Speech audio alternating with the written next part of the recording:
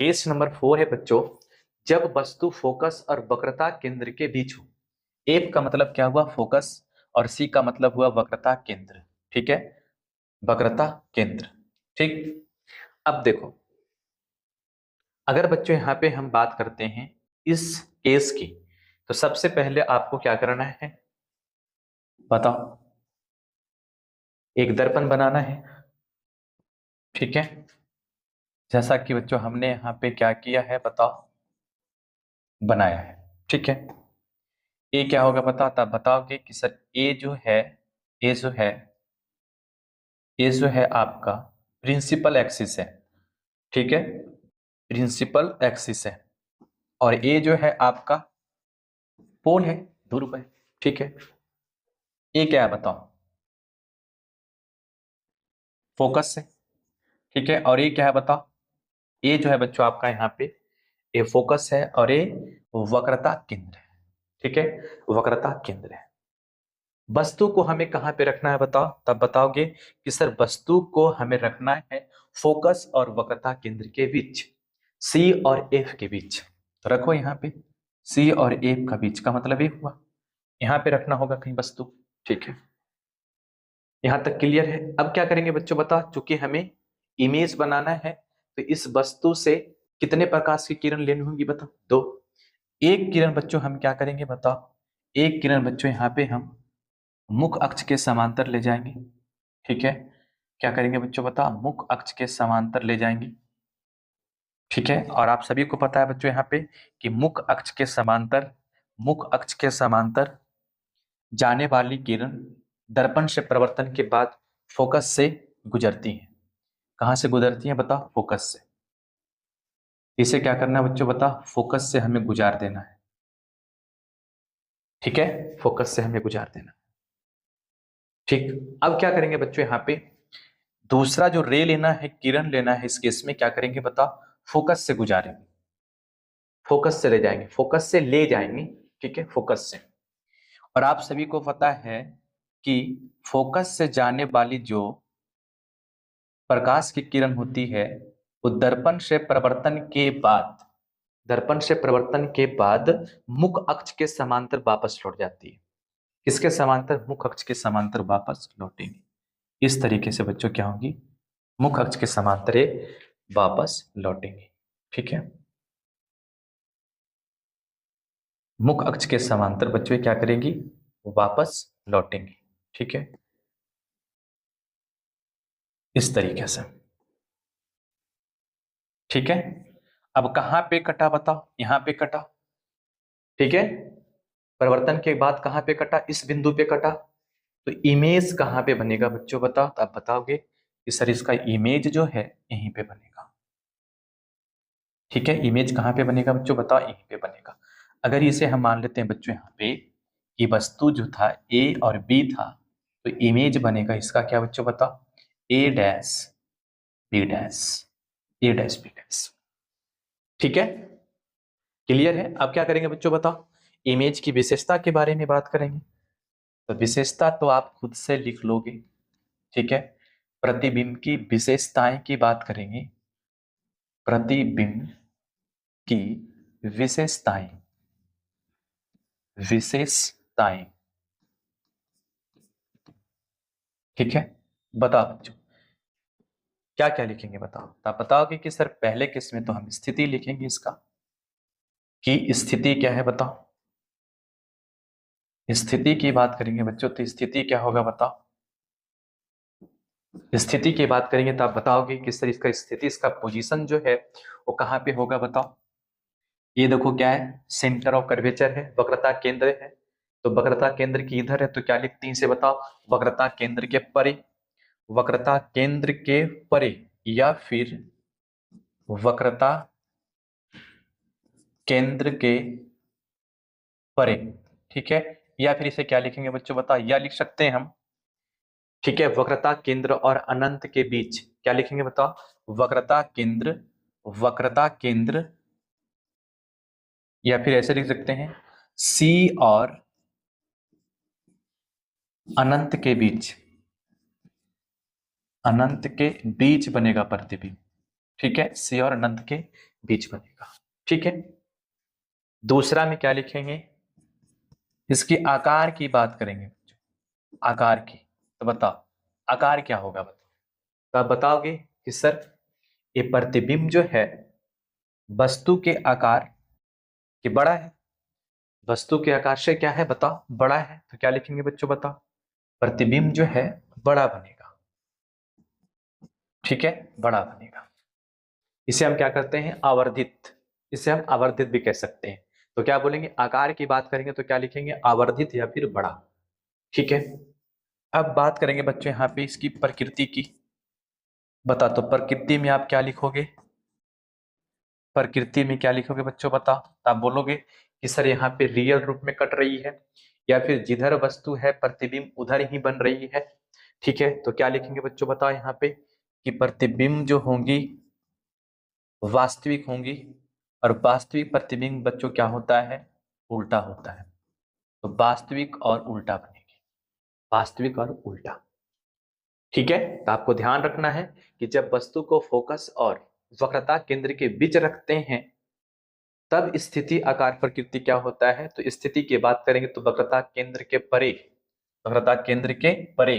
ठीक है, या सी और सी का मतलब क्या हुआ बच्चों, सी और अनंत के बीच, सी का मतलब सेंटर ऑफ कर्वेचर वक्रता केंद्र और अनंत के बीच बनता है। आकार की बात करेंगे तो क्या होगा, बड़ा होगा। प्रकृति की बात करेंगे तो वास्तविक और उल्टा होगा। ठीक है, वास्तविक और उल्टा होगा। ठीक है, चलो आगे बढ़ते हैं बच्चों। चलो केस नंबर 5 देखो क्या करा आपसे, कि जब वस्तु फोकस पर है, वस्तु को कहां पे रखना बताओ, फोकस पे रखेंगे, तब आकार, आकृति और प्रकृति क्या होगा, इमेज का। तो सबसे पहला काम आपका है एक अवतल दर्पण बनाना। ठीक है, जैसा कि हमने बच्चों यहाँ पे क्या किया, बनाया। ठीक है, ठीक, चलो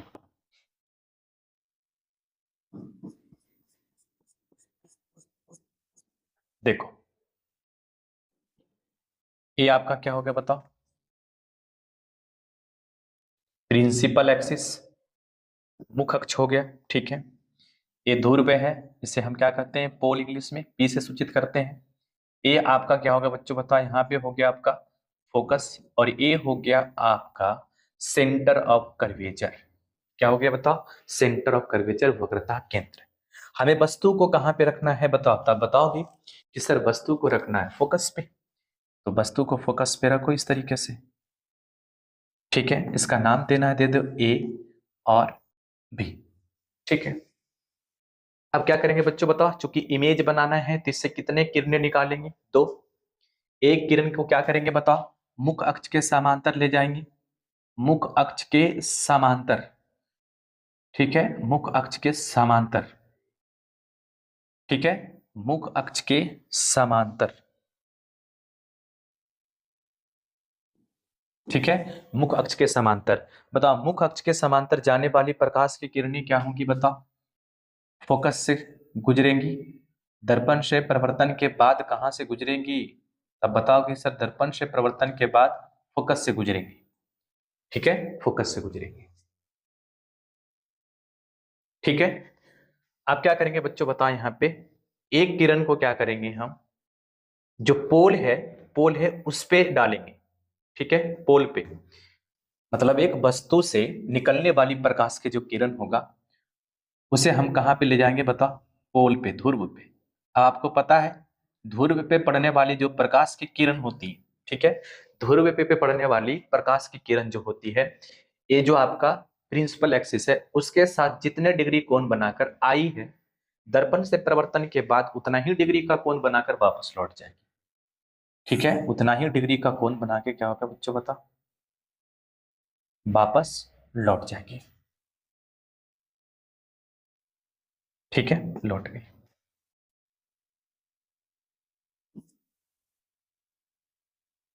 ठीक है, इस तरीके से। ठीक है, अब देखो बच्चों इस केस में हमें क्या देखने को मिल रहा है बताओ, तो हम देख रहे हैं बच्चों यहाँ पे कि ये दर्पण से प्रवर्तन के बाद जो प्रकाश की किरणें हैं वो अनंत पे जाके मिलेगी। ठीक है, अनंत पे मतलब हुआ कि अभी तो यहाँ पे बताओ सीधे जा रही है, कहाँ पे मिलेगी हमें पता नहीं है, तो इसे क्या मान लेंगे कि अनंत पे मिलेगी। कहाँ पे मिलेगी? अनंत पे मिलेगी। अब देखो किधर मिल रही है बताओ, तो जिधर वस्तु है उधर ही मिलेगी, उधर ही साइड मिलेगी, तो क्या होगा बताओ? वास्तविक होगा।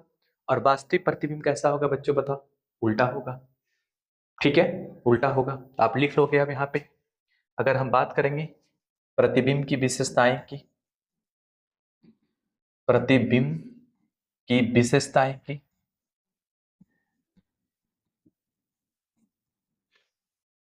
प्रतिबिंब की विशेषताएं की, तो क्या लिखेंगे पहला में बताओ? लिखेंगे बच्चों यहाँ पे हम इसका स्थिति के बारे में। स्थिति क्या है तो आप बताओगे सर स्थिति तो है इसका कहाँ पे बताओ? अनंत पे। अनंत पे मिलेगी, क्योंकि कहाँ मिल रही है बच्चों हमें पता नहीं है, तो क्या मान लेंगे कि अनंत पे जाके मिलेगी। अनंत पे, तो जहां पे मिलेगी वहीं पे प्रतिबिंब बनेगा। तो चूंकि अनंत पे कटेगी, अनंत पे मिलेगी, तो क्या होगा बच्चों?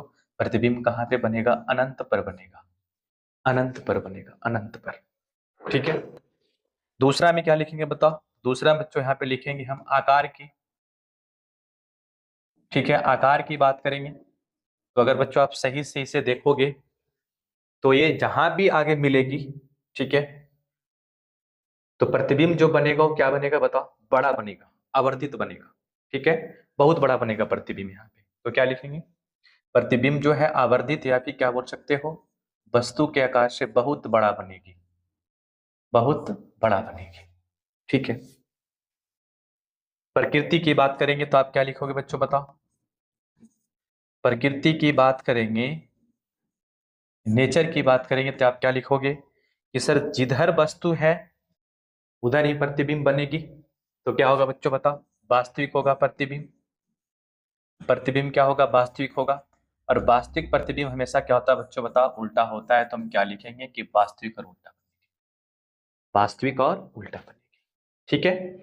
तो अगर वस्तु को अवतल दर्पण में फोकस पे रखा जाए, फोकस पे रखा जाए, तो प्रतिबिंब कहां पे बनेगी बच्चों बताओ? अनंत पर बनेगी। उसकी आकार कैसी होगी? वस्तु के आकार के बड़ा होगा। ठीक है। प्रकृति की बात करेंगे तो वास्तविक और उल्टा बनेगा, वास्तविक और उल्टा बनेगा। बताओ बच्चों, क्लियर है? ठीक है, चलो केस नंबर 6 देखो। केस नंबर 6 बच्चों आपसे कह रहा है कि वस्तु जो है ध्रुव और फोकस के बीच, पोल और फोकस के बीच रखा है, तब प्रतिबिंब की स्थिति, आकार और प्रकृति क्या होगा बताएं। तो सबसे पहला काम क्या होगा बच्चों बताओ आपका? अवतल दर्पण बनाना। ठीक है, अवतल दर्पण क्या करना है बच्चों बताओ? आपको बनाना है। ठीक है, तो हमने क्या किया बच्चों बताओ? यहाँ पे अवतल दर्पण बना दिया।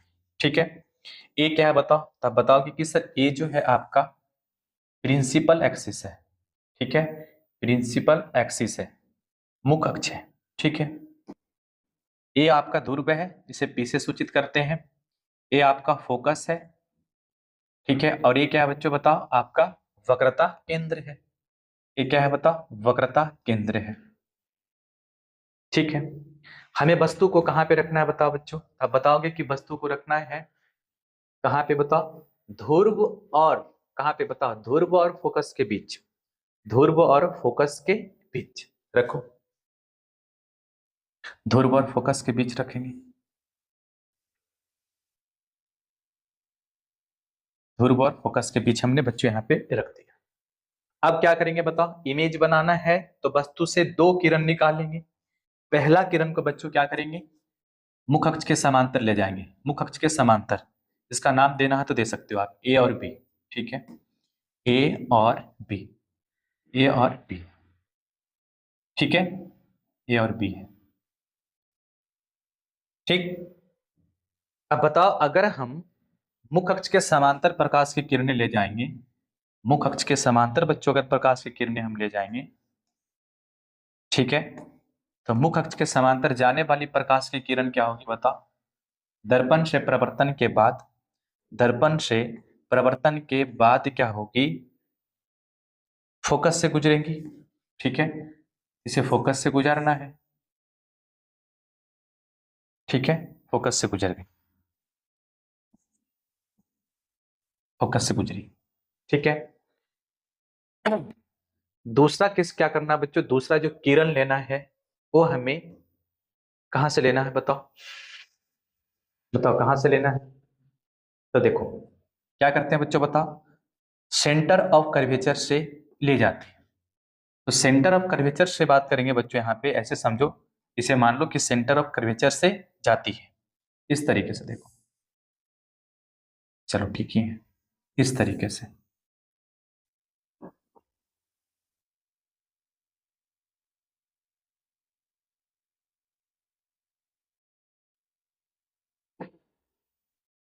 एक मिनट,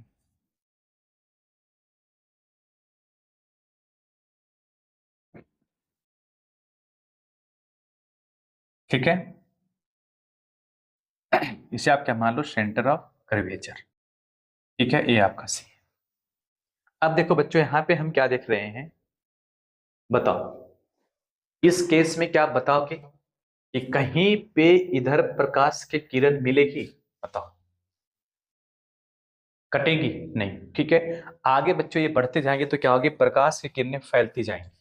ठीक है, फैलती जाएंगी, तो हम क्या बोलेंगे बच्चों, बताओ, कि आगे जाके नहीं मिलेगी, तो नहीं मिलेगी तो क्या करना होता है, बताओ, पीछे जबरदस्ती मिलाना होता है। पीछे क्या करेंगे बताओ, जबरदस्ती मिलाएंगे इस तरीके से। तो अगर बच्चों यहाँ पे हम मिलाएंगे, ठीक है, तो इस तरीके से आएगी, पीछे इस तरीके से बढ़ेगी। ठीक है, और ए वाला जो प्रकाश की किरण है बच्चों, ए वाला, वो इस तरीके से बढ़ेगी। ठीक है, इस तरीके से, बताओ, तो कहां पे मिली, बताओ कहां पे मिली, मिली यहाँ पे नहीं, मिलती हुई प्रतीत हो रही है, क्योंकि डॉट डॉट लाइनें से मिल रही है। तो हम क्या बोलेंगे बच्चों, बताओ, कि इमेज जो है आपका कहां पे बनेगा, इस बिंदु पे बनेगा इमेज।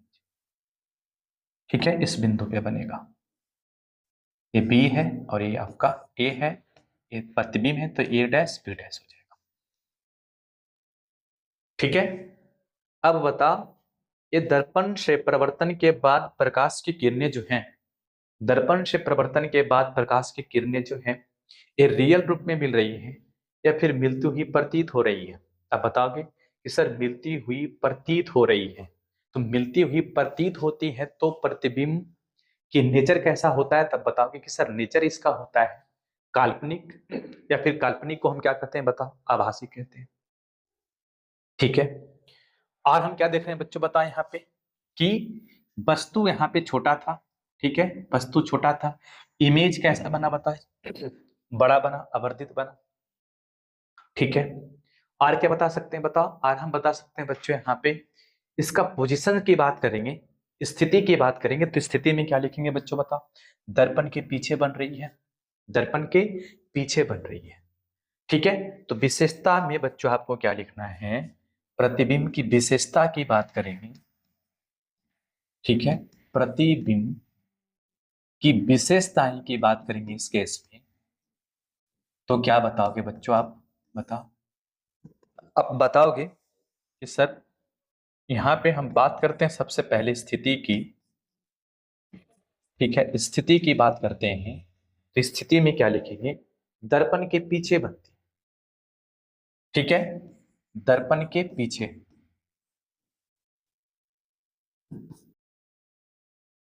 ठीक है, दर्पण के पीछे बन रही है। अगर आकार की बात कर लेते हैं तो क्या लिखेगा बच्चों, बताओ, आकार की अगर हम बात करेंगे तो आप बताओगे कि सर आवर्धित है, वस्तु के आकार के बड़ा है, क्या लिखेंगे, वस्तु के आकार से बड़ा बनता है। ठीक है, वस्तु के आकार से बड़ा है। ठीक है, वस्तु के आकार से बड़ा, आकार से बड़ा बनता है।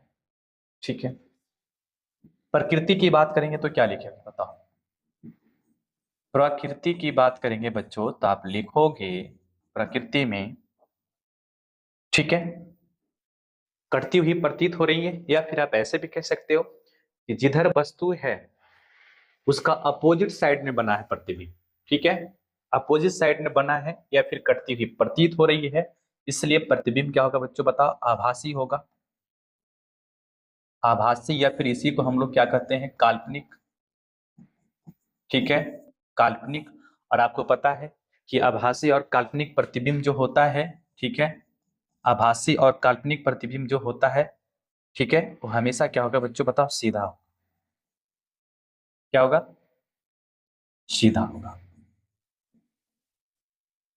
ठीक है। तो इस तरीके से बच्चों हम इस केस का, कौन सा केस का बताओ, जब वस्तु को ध्रुव और फोकस के बीच रखा जाए, तो प्रतिबिंब की स्थिति की अगर हम बात करेंगे तो आप बताओगे दर्पण के पीछे बनता है, आकार की बात करेंगे तो वस्तु के आकार से बड़ा बनता है, मतलब आवर्धित बनता है, और प्रकृति की बात करेंगे बच्चों तो क्या लिखेंगे, आभासी या फिर काल्पनिक, और आभासी काल्पनिक प्रतिबिंब सीधा होता है। तो हम लिखेंगे बच्चों यहाँ पे स्थित प्रकृति में आभासी और काल्पनिक